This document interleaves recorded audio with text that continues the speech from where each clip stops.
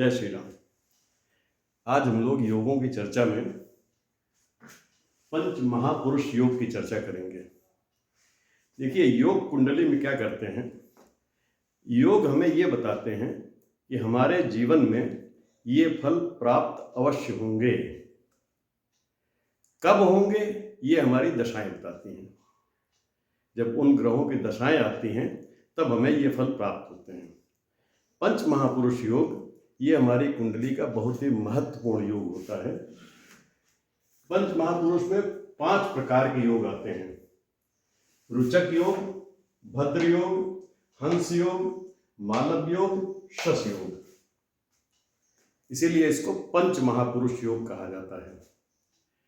अब इसमें कैसे कैसे इनके निर्माण होता है, इनके क्या क्या फल होते हैं, ये अलग अलग हम आपको बताते हैं। रुचक योग, रुचक योग में मंगल मेष, वृश्चिक या मकर में होकर कुंडली के केंद्र में बैठे। मंगल ग्रह की अपनी राशियां हैं मेष और वृश्चिक, और मकर राशि इसकी उच्च की राशि है। इनमें होके अगर ये केंद्र में बैठे, 1, 4, 7, 10 भावों में बैठे तो रुचक नामक योग बनता है। इसके फल क्या होते हैं? दीर्घ चेहरा, लंबा चेहरा होगा, बहुत साहस से धन प्राप्त करते हैं। मंगल साहस का ग्रह है, तो बहुत साहस से ये धन प्राप्त करते हैं। शूर, बली, बलवान होते हैं।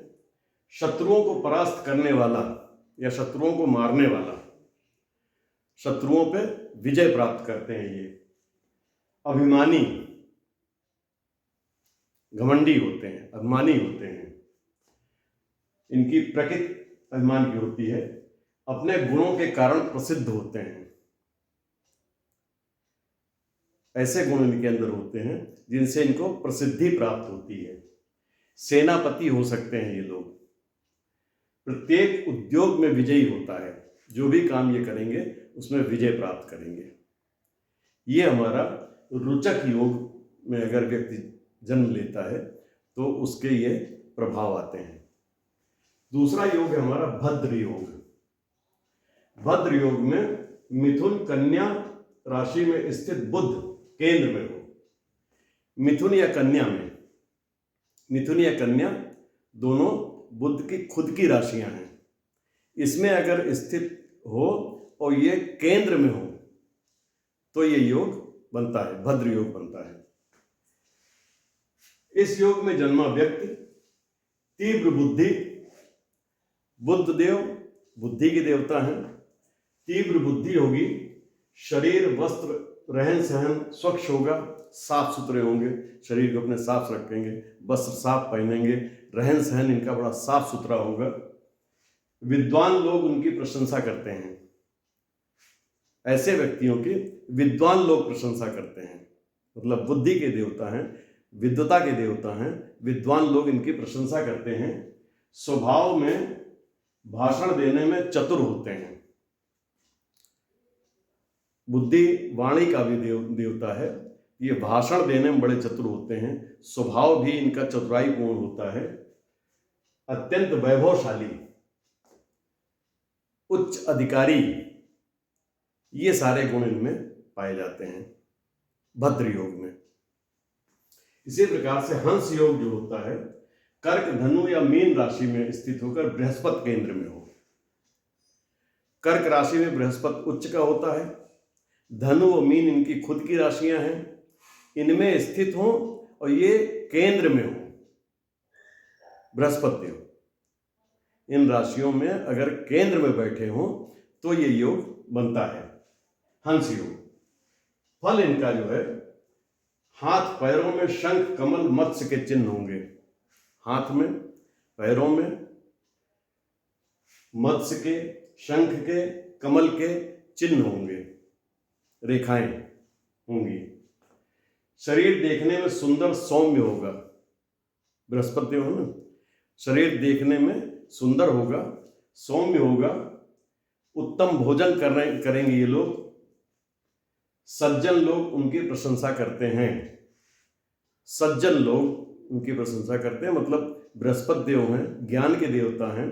जो सज्जन लोग होते हैं उनकी प्रशंसा करते हैं। इसका मतलब ये जो है ये भी सज्जन होते हैं ये लोग। मालव योग, मालव योग में वृष तुला मीन राशि में स्थित होकर शुक्र केंद्र में हो। वृष और तुला शुक्र की राशि है और मीन में ये उच्च के होते हैं। वृष तुला या मीन में शुक्र बैठे हों और केंद्र में हो तो ये मालव योग का निर्माण करते हैं।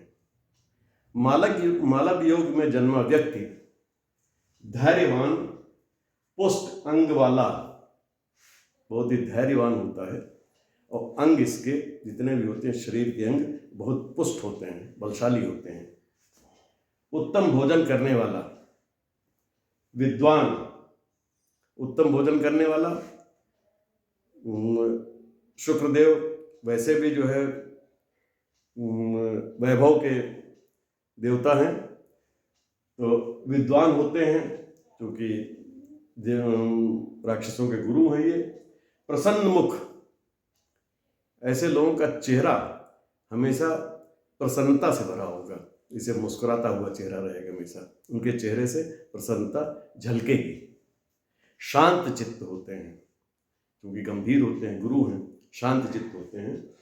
पुत्र तथा स्त्री सुख से युक्त, शुक्रदेव हमारे स्त्री के कारक हैं, तो पुत्र और स्त्री के सुख से इनको युक्त होते हैं।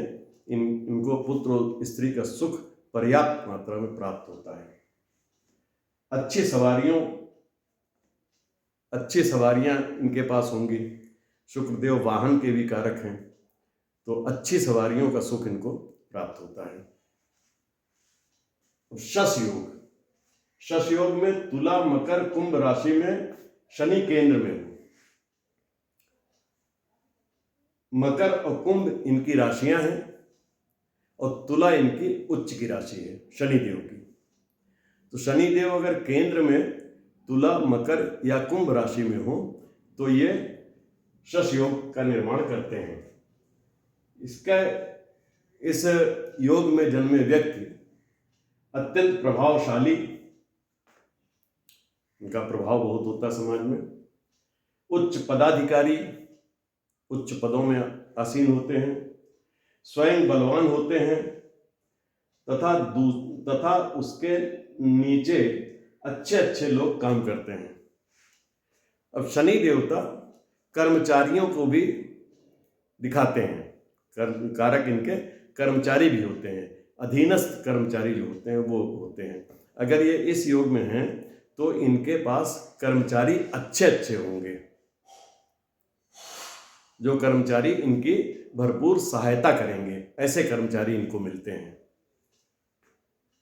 अन्य लोग तारीफ करते हैं, दूसरे लोग जो होते हैं वो इनकी बड़ी तारीफ करते हैं क्योंकि इनके अंदर इस तरह के गुण ही होते हैं। लेकिन आचरण उत्तम नहीं होता इनका, ये आचरण से थोड़ा सा कमजोर होते हैं। ये दूसरों की स्त्रियों पे ज़्यादा आसक्त होते हैं, ये इनके आचरण में एक खराबी आ जाती है।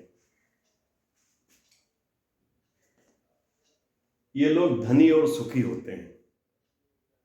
ऐसे व्यक्ति धनवान भी होंगे और हर तरीके का इनको सुख भी प्राप्त होगा। ये इस योग में जन्मे व्यक्तियों के विशेषताएं होती हैं, ये गुण इनमें मिलेंगे। कब मिलेंगे? जब इनकी दशा आएगी। दशा के बिना कोई भी फल प्राप्त नहीं होता है।